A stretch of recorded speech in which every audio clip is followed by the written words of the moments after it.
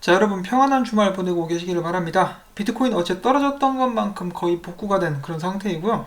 거의 V자 반등이라고 볼 수 있는 그런 반등을 보여주면서 어제에 비하면 상황이 꽤 좋아졌다고 볼 수가 있겠죠. 알트코인들 같이 반등해주거나 어떤 알트코인들은 어제 떨어졌을 때보다 더 많이 상승한 그런 모습을 보여주고 있습니다. XRP 지금 현재 가격 19센트에서 거래가 진행 중입니다. 자, 첫 번째는 상장 소식인데요. 이 바이낸스 XRP에게 유난히 친절한 그런 거래소인데요. 이번에 비트코인, 이더리움, BNB와 함께 XRP 역시 유로 법정 통화 페어가 상장되게 되었습니다. 앞으로 러시안 루블, 터키시 리라 등을 합쳐가지고 더욱더 많은 법정 화폐가 XRP와 함께 상장될 수 있기를 또 기대를 해보고요. 자, 그 다음엔 분석 관련된 소식들이 몇 가지가 있습니다. 첫 번째로 그 전부터 계속해서 XRP의 상승을 바라고 있는 이 사람, 점점 그가 꿈꾸는 방향으로 XRP가 움직이는 것 같기도 한데 아직은 아니죠. 자, 과연 딱 이대로 XRP가 움직여줄 수 있을 것인지, 그렇게 되면은 정말 기분이 좋을 텐데 말이죠. 자, 그 다음에 이런 기사가 있습니다. XRP가 강력한 추세 전환의 기회를 노리고 있다. 175% 반등이 나올 수 있다 라고 어떤 분석가가 이야기를 했는데요. 이 분석가의 이름은 크립토 마이클입니다. XRP 매니아가 전혀 아니에요. 그냥 분석가라고 볼 수가 있겠는데요. 이 암호화폐 시간에도 종종 이름을 드러내는 꽤 유명한 분석가입니다. 자, 그러면 그가 한 분석도 보도록 하겠는데요. 그는 지금 현재 XRP 상황이 2015년 4분기 사이에서 2016년 4분기 사이 때와 비슷하다. 그때 당시 XRP 가격을 살펴보면은 0.025센트에서 0.0041센트까지 12개월에 걸쳐서 엄청나게 떨어졌었는데, 이와 마찬가지로 XRP도 2019년도에 계속해서 큰 하락세가 지속이 되어 왔었고 이제는 큰 전환점을 맞이하게 될 수도 있는 것이다 라고 이야기를 해줍니다.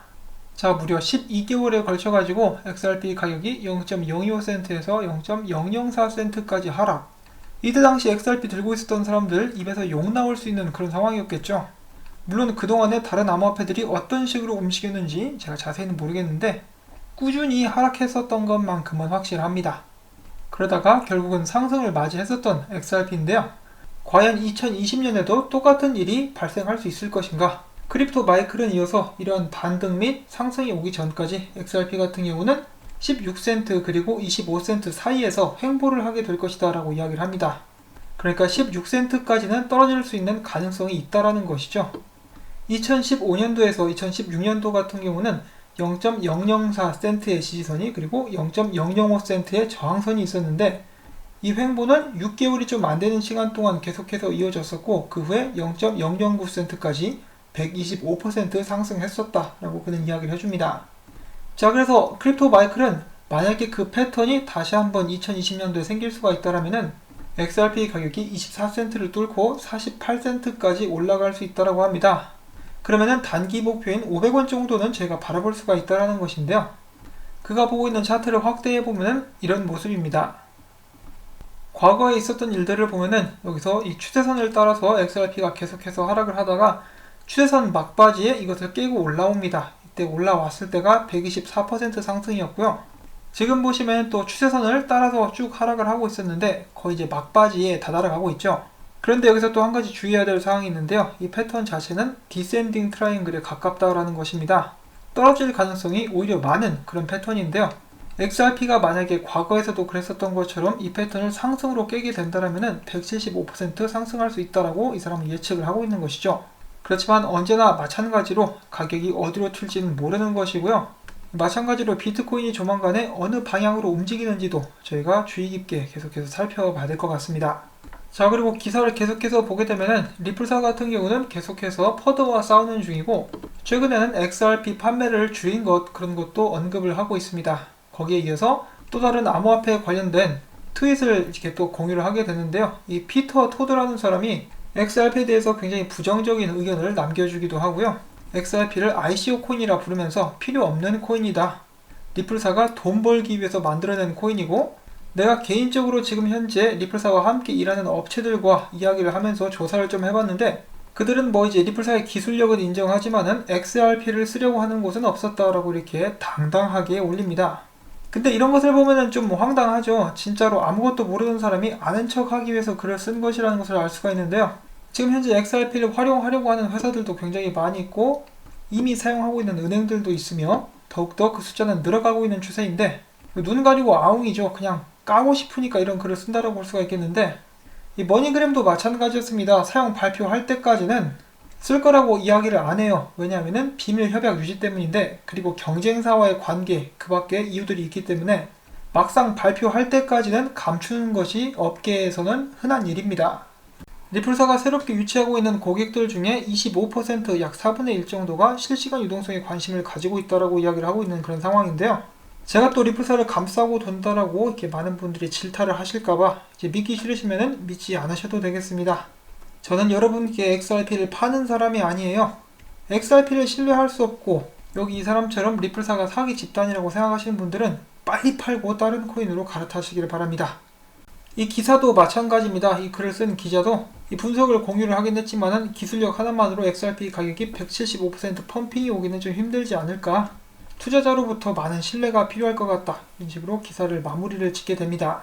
자, 신뢰할 수 없는 것에 투자를 하는 것은 굉장히 위험한 도박이라고 볼 수가 있겠는데요. 이 앞서서 리플사와 XRP를 부정했었던 그 사람과 비슷한 의견이 있어가지고 또 한번 가지고 와봤습니다. 국내 의견이고요. 실시간 송금과 XRP 가격과 큰 상관관계가 없죠. 아직까지는 반감기도 없고 시세 관리할 수 있으나 관리 안 하죠. 내가 은행이라도 엑스커런트 사용료를 주고 쓰지 굳이 엑스래핏 즉 XRP 보유하지 않음. 송금 목적이라면 XRP가 1000달러든 1센트든 아무 상관없죠. 조건 하나는 실시간 유동성에 있는데 꽤 오랜 시간이 걸릴 거고 리플사의 물량 반감기는 와야. 그게 얼마나 걸릴지 그리고 그게 리플사의 독점하에 발생하는 것. 좀 말이 좀 알아듣기는 좀 어려운데요. 그래도 한번 계속해서 들어보시면요. 사용료 받고 에스크로 팔고 니나노 아님? 비트코인 이하 채굴 같은 경우 시세 관리를 해야 수익 구조가 성립이 죄죠. 딱 그 차이. 리플 스스로는 가격 관리할 이유도 할 필요도 없죠. 비트 가면 오르는 거고 마늘빵 형이 늘 말해왔던 게 가격 안정화 아니었음? 자, 아무튼 제가 이것을 가져온 이유는 이런 질문을 굉장히 많이 받고 많은 사람들이 또 이것에 대해서 잘못 알고 있는 부분들이 많기 때문인데요. 저도 처음에는 많은 사람들이 이 리플사나 XRP에 대해서 오해하고 있는 것을 이제 오해를 풀어야겠다. 비록 지금은 가격은 오르지 않을지언정 그래도 맞는 정보를 전해야겠다라고 생각을 하고 있었는데요. 이제 저도 계속해서 똑같은 말을 반복을 하다 보니까 이제 좀 지치는 경향이 있습니다. 여기 나와 있던 거 제가 전부 다 다뤘던 그런 부분이에요. 그래서 이제는 사실 이 남이 잘못 알고 있든지 말든지 그냥 냅두자라는 쪽으로 마음이 가고 있습니다. 왜냐하면은 이 가격이 오르지 않는 한 제가 100날, 1000날 이런 이야기를 해봤자 아무런 의미가 없거든요. 이미 귀를 닫은 사람들이 대부분이고 실제로 한국에서 XRP에 투자를 하는 사람들 중에 실제로 리플사가 뭘 하려고 하는지 XRP가 왜 중요한지에 대해서 알고 싶어 하는 사람들은 한 5%? 7% 정도밖에는 되지 않을 것 같습니다. 그 외에는 그냥 단기적으로 큰 수익을 내고 싶었는데 들어와서 오히려 돈을 잃게 되니까 화가 난 그런 케이스라고 볼 수가 있겠는데요. 그래서 이런 것을 읽어보는 것도 앞으로는 별 의미가 없을 것 같긴 해요. 자, 그렇지만은 일단 올라왔으니까 또 한번 보도록 하겠습니다. 실시간 송금과 XRP가 큰 상관관계가 없는 것은 아직까지는 맞습니다. 반감기는 없죠. 이것도 맞아요. 하지만 리플사가 작정을 하고 물량을 안 풀 수는 있습니다. 시세 관리 할 수 있으나 관리 안 하죠. 이 부분은 굉장히 민감한 부분인데요. 일단 소송이 걸려있기 때문에 좀 나서서 리플사가 시세 관리를 하게 되면은 큰 문제가 생길 수가 있습니다. 제 의견으로는 그래요. 그리고 제가 봤을 때는 리플사가 시세 관리를 하려고 노력을 하는데 가격이 안 올라요. 이 정도 호재를 터뜨렸는데도 꿈쩍도 안 하죠. 그러면 사람들이 그건 리플사가 갖다 팔아서 그런다 해가지고 갖다 파는 것도 멈췄는데도 가격 안 올라갑니다. 그래서 가격이 오르지 않은 이유는 저도 잘 모르겠어요. 그렇지만 이것에 관해서 좀 더 끝까지 들어보시기를 바라고요. 내가 은행이라도 엑스커런트 기술 사용료를 주고 쓰지 굳이 엑스래피드 즉 XRP를 보유하지 않음. 자, 엑스커런트를 은행들이 사용하는 이유는 뭐죠? 더 나은 기술이고 결정적으로 돈과 시간을 절약할 수 있기 때문이죠. 그런 부분을 극대화할 수 있는 것이 엑스래핏입니다. 실시간 유동성인데요. 은행들은 XRP를 지금 현재는 보유할 필요가 없지요. 은행들이 XRP 보유를 하지 않아도 될 수 있게끔 도와주려고 나온 것이 엑스래핏이기 때문에 엑스래핏이 있으면은 XRP를 보유할 필요가 없습니다. 그리고 엑스래핏을 왜 쓰느냐? 이분은 은행에서 일하시는 분이 아니니까 모르겠지만은 월드뱅크도 인정하는 그런 부분들이 있었죠. 세계은행도 인정한 것. 엑스래핏을 쓰게 되면은 물론 사용처마다 다르지만은 최대 송금 비용을 80%까지 절약할 수 있다. 세계은행 보고서에는 40%에서 70%까지 절약할 수 있다고 하죠. 그리고 2016년도에 은행들을 대상으로 전 세계 10개 은행들을 대상으로 XRP를 주고 테스트를 시켰더니 정말 잘 사용이 되었었고 그들이 굉장히 흡족해 했다라는 결과를 제가 또 영상에서 말씀을 드린 적이 여러 번이 있습니다. 그런데 규제 때문에 들고 있을 수가 없다라고 이야기를 한 것이죠. 그래서 내가 은행이라도 여기서부터 여기까지는 완전하게 틀렸습니다. 송금 목적이라면 XRP가 $1000든 1센트든 아무 상관없죠. 그 외에 여기서부터 여기까지는 저도 이렇게 잘 많이 이해는 못하겠지만은 XRP는 가격이 그렇게 낮을 수가 없습니다. 데이비 슈얼츠도 이야기를 하고 있는데요. XRP 가격이 너무 낮아져 버리면은 유동성이 떨어집니다. 예를 들어 10만원을 옮긴다라고 쳤을 때 XRP가 1원이면은 정말 무수한 XRP를 옮겨야 되지만은 XRP가 예를 들어 만원까지 올라간다 그러면은 10개만 딱 옮기면 되는 것이죠. XRP 가격이 너무 낮아져 버리면은 전 세계적으로 나중에 사용되게 될 때 원활하게 유동성을 공급하는 것이 힘들어집니다. 그리고 리플사도 항상 이야기를 하는 것이 있죠. 우리가 XRP를 제일 많이 들고 있는데 XRP의 성공을 당연히 그 누구보다 바라지 않겠느냐. 이 실시간 유동성이 전 세계로 퍼져나가는 데에는 시간이 걸릴 수밖에 없다라고 이 업계에 대해서 잘 알고 있는 사람들은 이미 이야기를 한 바가 있습니다. 지금 사용되는 거에 한 1000배 정도 늘어나게 되면 XRP 가격에도 변화가 올 수 있다라는 가설도 있었죠. 그리고 마지막으로 마늘빵형이 늘 말해왔던 게 가격 안정화. 그런 말은 제가 들어본 적이 없는데 리플 스스로는 가격 관리할 이유도 할 필요도 없다라고 하는데요. 이건 좀 번외적인 이야기지만은 리플사 직원들은 거의 다 이제 XRP를 들고 있다라고 하죠. 그러면은 그들은 자신이 투자한 XRP 가격이 오르기를 바랄까요? 아니면은 그냥 이런 식으로 내팽겨치고 망하든지 말든지 신경도 안 쓸까요? 자, 그런데 저 같은 경우는 이런 의견 자체에 대해서 불만은 없습니다. 이 본인 개인 의견이잖아요. 남을 비하하는 것도 아니고 누군가를 공격하는 것도 아니기 때문에 저는 사실 이런 의견들에 대해서 크게 반감은 가지고 있지 않습니다. 생각과 판단은 자유니까요. 그런데 자신의 생각을 남에게 우겨 넣는다라든지 혼자만의 아이디어를 가지고 남에게 강요를 한다라든지 그런 것은 절대로 해서는 안 되겠죠. 그리고 이런 식으로 의심을 가지고 있으시다라면 XRP에 절대로 투자를 하지 마시기를 바랍니다. 그리고 제가 지난번에도 이 딜립 라우가바라는 리플사의 최종 목표 해가지고 여러 번 말씀을 드린 적이 있는데요. 이 리플사 같은 경우는 최종적으로는 XRP를 은행들이 들고 있기를 바랍니다. 그래서 은행들이 다른 해외 은행들과 거래를 하게 됐을 때 지금은 그냥 수십 가지의 각각의 법정 화폐를 지원할 수 있는 계좌들을 갖고 있는데 그때가 되면은 딱 그 나라에서 취급하는 법정 통화 그리고 XRP만 들고 있으면 된다라는 것이죠. 그 정도로 유동성이 퍼지게 되면은 XRP가 전 세계 어느 나라 법정 화폐든지 바로바로 인터레저나 엑스랩스를 통해서 환전이 될 수 있기 때문에 그것이 이제 리플사가 꿈꾸는 최종 목표다라고 이 딜립 라우가 이야기를 했었죠. 그 외에도 수많은 업계 인사라든지 은행 관련된 사람들이 나와가지고 유동성 문제 그리고 프리펀디드 어카운트가 지금 경제 성장을 얼마나 저해하는지 그리고 이 프리펀디드 어카운트를 없애기 위해서 노력하고 있는 유일한 암호화폐가 XRP다라고 제가 수십 번을 말씀을 드려도 이 똑같은 질문, 똑같은 비판, 똑같은 답을 구하는 질문들은 계속해서 올라옵니다. 사실 그분들은 그것에 대한 답에 대해서 관심 있는 것이 아니라 가격이 왜 안 올라가니까 답답해가지고 이야기를 하는 것이죠. 그래서 만물 가격 원인설 딱 XRP에 적용을 해보면 좋을 것 같습니다. 자, 그 다음에 추가로 제가 몇 가지 집어온 소식들 여러분들께 공유를 해드리고 영상을 마무리를 지으려고 하는데요. 이제 에스크로에 있는 물량을 긍정적으로 보는 사람들도 있습니다. 이 해외 유튜버인 크립토 에리 같은 경우는 에스크로에 묶이지 않은 1억 개의 XRP로 뭘 할까? 이것으로 스프링 프로젝트에 투자를 할 수도 있고 새로운 기업을 인수하거나 새로운 송금로의 사용 혹은 게임상에서 쓸 수 있도록 개발 아니면은 위스 윈드 같은 개발자들에게 투자 여러가지 많은 일을 할 수 있고 어떻게 보면 XRP 숫자가 그렇게 많은 것 같지도 않다. XRP를 팔아서 XRP 생태계를 늘리는 데 쓸 수 있다라면은 그렇게까지 부정적인 것만은 아니다라는 것을 저희가 다시 한번 생각을 해볼 수가 있는 그런 부분인데요.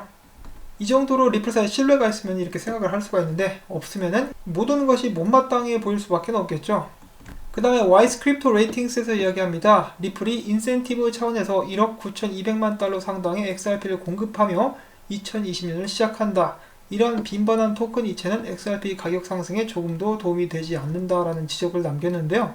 저는 최근에 이동한 XRP가 인센티브 차원에서 공급하는 것인지는 잘 모르겠습니다. 정식적으로 나온 소식이 있는지 있는 것을 제가 놓쳤는지는 잘 모르겠는데요. 아무튼 그들은 이런 식으로 이야기를 하고 있습니다. 이거는 이제 보고서가 나와보면은 리플사에서 공식적으로 이야기를 하게 되지 않을까 싶은데요. XRP 가격 떨어지는 것을 리플사도 원하지는 않습니다. 계속해서 욕 처먹고 나쁜 평판이 생기면 사업하는데 지장이 생길 수밖에 없겠죠. 자, 그리고 마티 그린스팬 코인텔리전스라는 뉴스레터를 발행을 하는데요. 그 중에 한 부분이 이것에 관한 것이었습니다. 지금 전 세계적으로 디지털 화폐를 발행하는 것에 대해서 관심이 많이 모아지고 있는데요. 그런 디지털 화폐들 간의 다리 역할로 XRP가 사용될 수 있는 가능성이 있다라는 것이죠. 마티 그린스팬 같은 경우는 분석가이지만은 이 코인 생태계에 대해서도 어느 정도 아는 사람이기 때문에 이 브릿지 커런시의 중요성을 이해를 하고 있습니다. 지금 보시면은 여러 가지 코인들, 각각의 나라에서 코인들을 발행할 준비 또한 하고 있는데, 각각의 은행들은 서로 다른 은행에서 발행한 코인을 보유하고 싶어 하지 않습니다. 이 JPM 코인을 뱅크 오브 아메리카나 웰스파르고가 들고 있을 이유가 전혀 없다라는 것이죠. 그러면은 중간에 이 교류를 위해서는 각각의 암호화폐를 이어줄 수 있는 다리가 필요한데, 이제 그것이 바로 XRP와 인터레저 프로토콜이 될 수가 있는 것입니다. 오늘 제가 전에 한 이야기들을 계속해서 반복을 하게 되는데요. 이 반복적인 내용이 좀 많았다라면은 죄송합니다 라고 말씀을 드리고 싶습니다. 그리고 또한 제가 리플사를 너무 많이 편들고 있다라고 생각을 하시는 분들도 양해를 부탁을 드립니다. 저는 언제나 리플사에 관련된 부정적인 소식, 그리고 이 고질적인 문제라고도 볼 수 있는 들고 있는 많은 양의 XRP에 관해서 이미 이야기를 한 바가 있기 때문에 제가 매번 영상에서 그런 부분들을 반복적으로 말씀을 드릴 수가 없는 것이죠. 이런 부분들을 이해해 주시기를 부탁을 드리면서 오늘 영상 좀 길어졌는데 바로 여기서 또 마치도록 하겠습니다. 도움이 되셨거나 즐거우셨다면 구독과 좋아요, 그리고 제가 계속해서 이 채널 유지할 수 있도록 광고 시청 정말 어느 때보다 도움이 필요합니다. 시간 되시는 분들께서는 꼭 도와주시길 바라면서 전 다음에 또 인사를 드리도록 하겠습니다. 안녕히 계십시오.